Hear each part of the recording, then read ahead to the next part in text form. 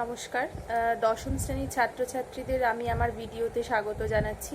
আজকে আমি প্রলয় উল্লাস কবিতার, তোমাদের পাঠ্য প্রলয় উল্লাস কবিতার দ্বিতীয় পর্ব নিয়ে আলোচনা করব। তার আগে আমি তোমাদের লাইন বাই লাইন আলোচনায় প্রবেশের আগে আমি তোমাদের একটু কবিতার নামকরণ নিয়ে একটু বলতে চাই। দেখো, প্রলয় শব্দের প্রলয় উল্লাস, ঠিক আছে, প্রলয় উল্লাস একটি সন্ধিবদ্ধ পদ। সেখানে আমরা দুটো শব্দ পাচ্ছি, প্রলয় এবং উল্লাস।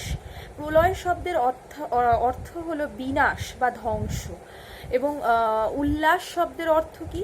আনন্দ বা উচ্ছ্বাস। অর্থাৎ ধ্বংস আর আনন্দ দুটো আপাত দৃষ্টিতে হয়তো দুটো পরস্পর বিরোধী শব্দ হলেও সূক্ষ্ম বিচারে আমরা কিন্তু এটা ধরে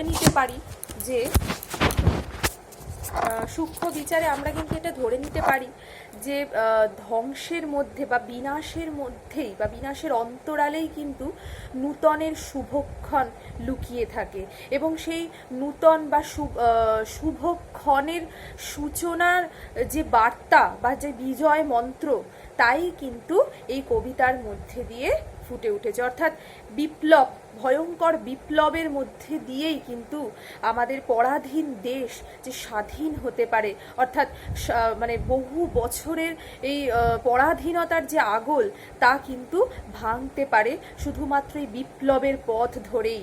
সেই কারণেই কিন্তু তিনি, এবং এই বিপ্লব আপাতভাবে ভয়ঙ্কর হলেও, বিনাশ ঘটালেও, তা কিন্তু নূতন বা যা কিছু শুভ তারই কিন্তু প্রতিষ্ঠা ঘটাবে। সেই জন্যই কিন্তু কবিতার নামকরণ হয়েছে প্রলয় উল্লাস। আচ্ছা, এইবার আমরা কবিতার দ্বিতীয় পর্ব, আমরা যত অবধি পড়িয়েছিলাম আগের দিন তার পরের থেকে আলোচনা করব। আমরা পড়িয়েছিলাম বজ্রশিখার মশাল জেলে আসছে ভয়ঙ্কর, এই অবধি, তাই তো? অর্থাৎ বিপ্লব, ভয়ঙ্কর বিপ্লব নিয়ে কিন্তু দেশের প্রধান সারির যে নেতা বা বিপ্লবীরা, তারা কিন্তু ভয়ঙ্কর বিপ্লবের পথ ধরে কিন্তু এগিয়ে আসছেন নূতনের প্রতিষ্ঠা করবার লক্ষ্যে। এরপরে দেখো, ওরে ওই হাসছে ভয়ঙ্কর, তোরা সব জয়ধ্বনি কর, তোরা সব জয়ধ্বনি কর।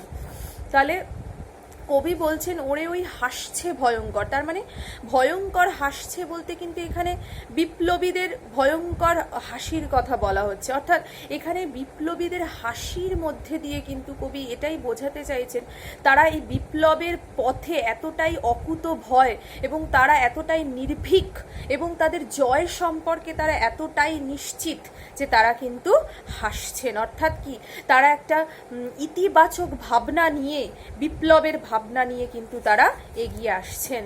তোরা সব জয়ধ্বনি কর, তোরা সব জয়ধ্বনি কর। তাহলে পরাধীন দেশের নাগরিকদের কিন্তু তিনি জয়ধ্বনি করতে বলছেন, কেননা তিনিও কিন্তু বিপ্লবীদের মতো, তিনিও কিন্তু এতটাই এই বিষয়ে দৃঢ় বিশ্বাসী যে তিনিও কিন্তু দেশবাসীদের জয়গানি গাইতে বলছেন।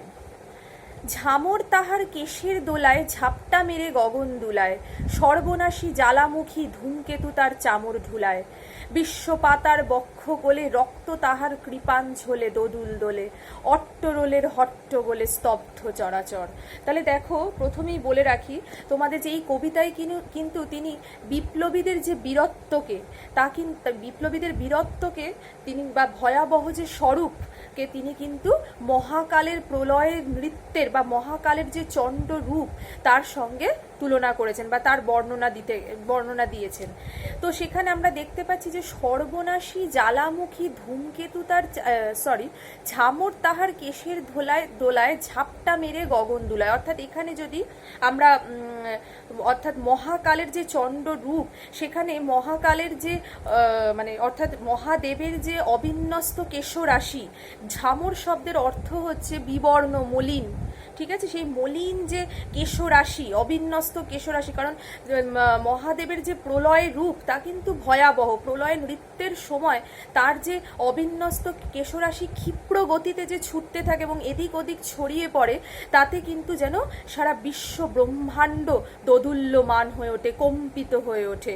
ঠিক অনুরূপভাবেই বিপ্লবীরা যে ভয়ঙ্কর বিপ্লবের পথ ধরে, প্রলয়ের পথ ধরে এগিয়ে আসছেন, তাতেও যেন সমস্ত ভারতবর্ষের বুক যেন কম্পিত হচ্ছে, সেইটাই এখানে তুলনা করেছেন কিন্তু কবি মহাকালের প্রলয় নৃত্যের মধ্যে দিয়ে।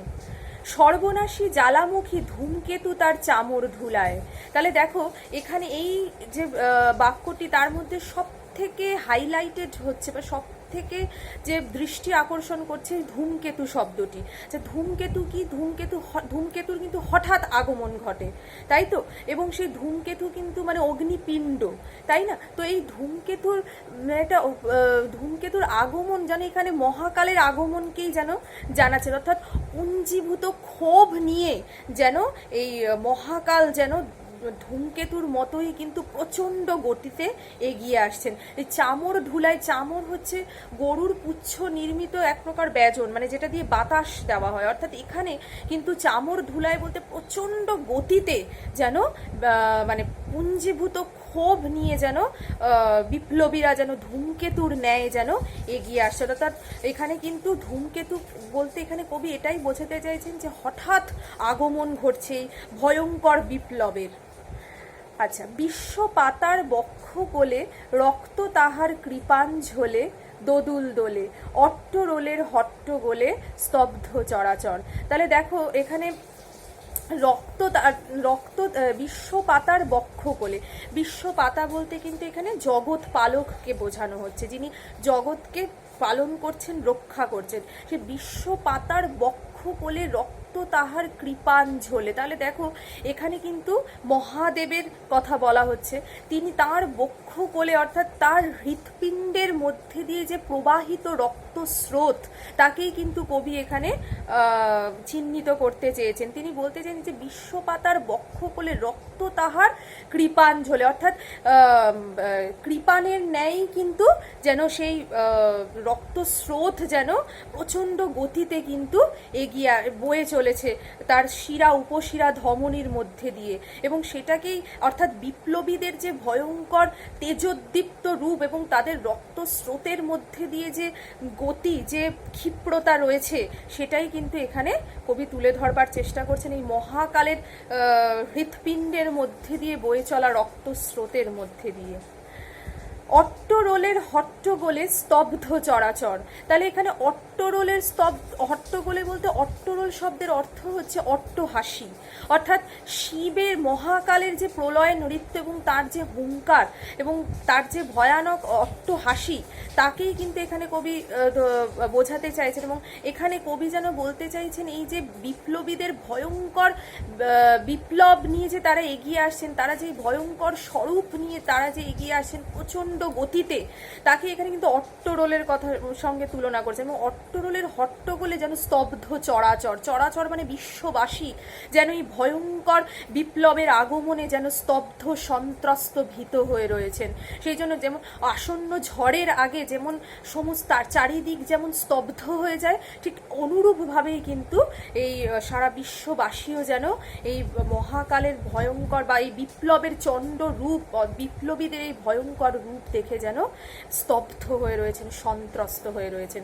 এখানে একটা কথা তোমাদের একটু বলি, যে এই কবিতায় আমরা যেরকম মানে প্রলয়ঙ্কর দেবতার প্রয়োজন অনুভব করেছেন কবি এবং প্রকাশ করেছেন তার লেখনীর মধ্যে দিয়ে, পাশাপাশি কিন্তু এখানে প্রচণ্ড প্রলয় সৃষ্টিকারী কালবৈশাখী ঝড়কেও কিন্তু তিনি সমান্তরালভাবে উপস্থাপন করতে চেয়েছেন। দেখো এখানে এই যে ঝামর তাহার কেশের দোলায় ঝাপটা মেরে গগন দুলায়, এখানে কিন্তু আমরা এই কালবৈশাখীর যে ভয়াবহ রূপ, মানে প্রচণ্ড বাতাসে প্রচণ্ড গতিতে বাতাস যেন সমস্ত কিছু এলোমেলো করে দেয়, ঠিক আছে। এবং সেখানেও কিন্তু এই ধূমকেতু বলতে কিন্তু হয়তো বজ্রপাতের কথা তিনি এখানে প্রয়োগ করতে পারেন। এবং যে অট্টরোলের হট্টগোলে স্তব্ধ চরাচর, এখানে কিন্তু এই যে ভয়ঙ্কর মেঘের যে গর্জন, হুঙ্কার, বিদ্যুতের যে ঝলকানি, তাতে যেরকম ঝড়, প্রচণ্ড একটা ঝড়ের আশঙ্কা করে বিশ্ববাসী যেমন ভীত সন্ত্রস্ত হয়ে ওঠেন, ঠিক সেই রকমভাবে এখানে কিন্তু এই বিপ্লবকে কালবৈশাখীর যে ভয়ঙ্কর রূপ, তার সঙ্গেও কিন্তু এখানে কিছুটা তিনি তুলনা করতে চেয়েছেন।